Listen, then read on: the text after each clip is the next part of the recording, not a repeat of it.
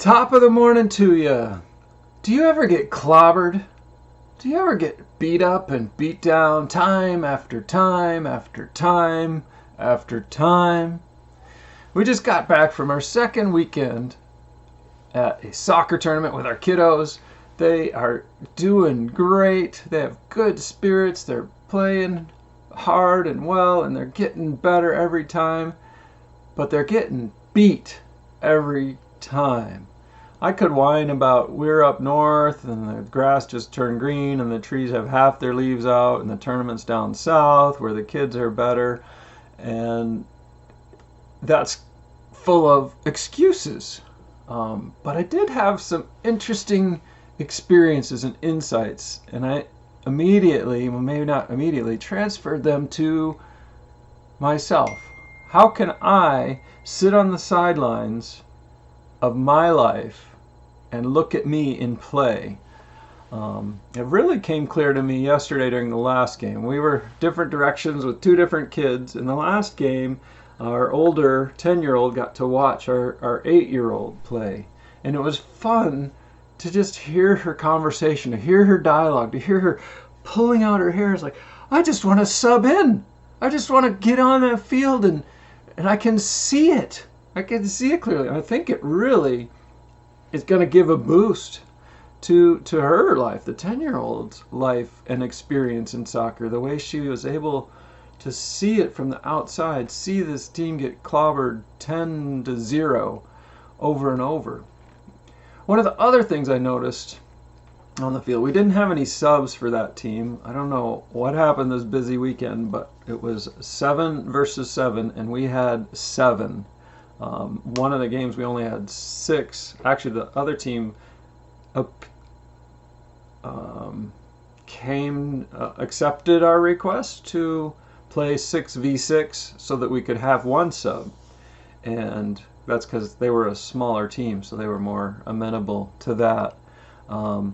But I love not subbing out. I love being fully in the game. When I played soccer as a younger child growing up, it's like I just wanted to run all the time. I wanted to be the free mid, the midfield person that gets to play on this side of the field and on that side of the field and all the way around. And I just wanted to run and run and run and run and run.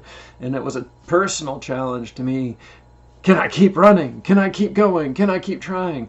And it was a personal challenge to me. By the end of the game, can I have the same drive and ambition and aggression and excitement that I started with at the beginning of the game?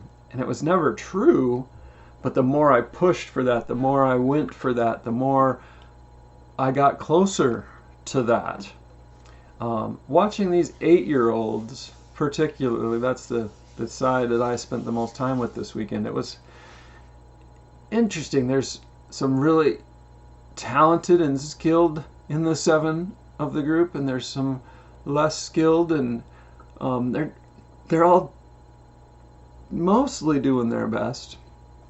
There was one where the coach was encouraging and kind of dragging him up and picking him up by the bootstraps and saying, let's go, it's time to get out on the field. And there was one on the other end of the spectrum that was always sprinting out to his position and being ready and always going for the ball and playing the whole field and going for it. And then there was a few that had little bursts of inspiration, little bursts of, I'm going after it.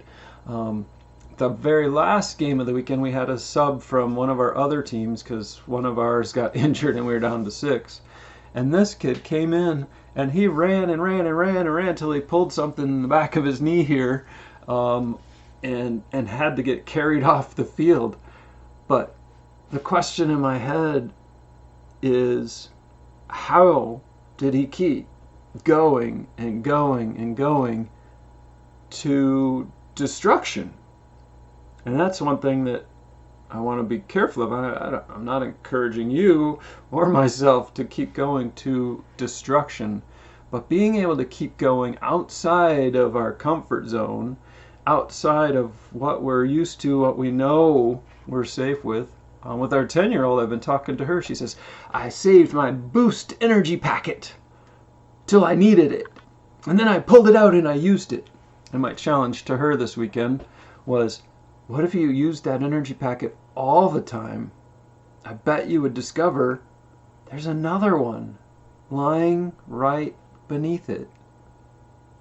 And then you can graduate to that and you can keep repeating that process. There's another energy packet. We're always capable of more than we think we are. Oh, I have a big tickle in my nose.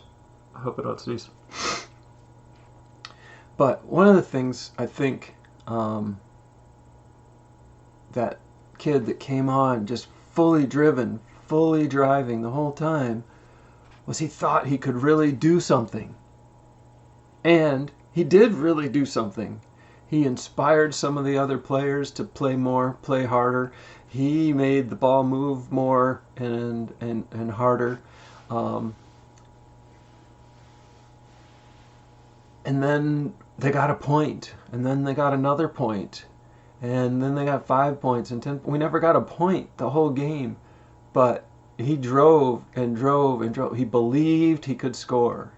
He believed he could make a difference. He believed in himself, and he believed in the team and the sport and the game and the event, and he gave it his all. How many times do we give our all? How many times do we believe? What do you believe? One of the most impactful things I do in my life is participate in masterminds. A mastermind helps create beliefs where there are none, and it helps taper down those beliefs that may lead to destruction. Jim Rohn has a famous saying that the 3 people, I don't know what the number is, that you spend the most time with create who you are. They define who you are, where you spend the most time. And that's one of the reasons I love masterminds. A lot of times people are only stuck with F3, F cubed, friends, family, and fools. And they'll talk to those friends, family, and fools, and they'll get feedback, say, oh, you couldn't do that. And it might be a big, awesome business idea, or a new invention, or they'll tell you can do anything, and that may not be true either. So friend, family, and fools, as valuable as they are as parts of our life, we also need to have somebody that can look more objectively, can look at you maybe not with a full context of your history and your patterns of behavior, but yet speak into your life. I think having a mastermind group where you've been with them for a while can give you some of those insights of new patterns, the latest version of you, and help you see where do you need to be like the kid running all over the field, and where do you have to be like the kid where the coach is pulling him off his backpack on the side of the field to try to get him in the game. And where can you get those people, those encouragers, those parents, coaches, colleagues to come together other than in a mastermind?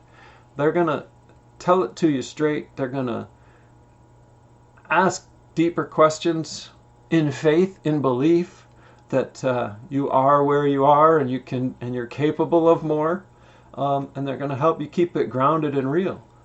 They also have a variety of experiences. My mastermind groups have 8 people in them, and that's 8 different opinions of what's going on, how to react to something.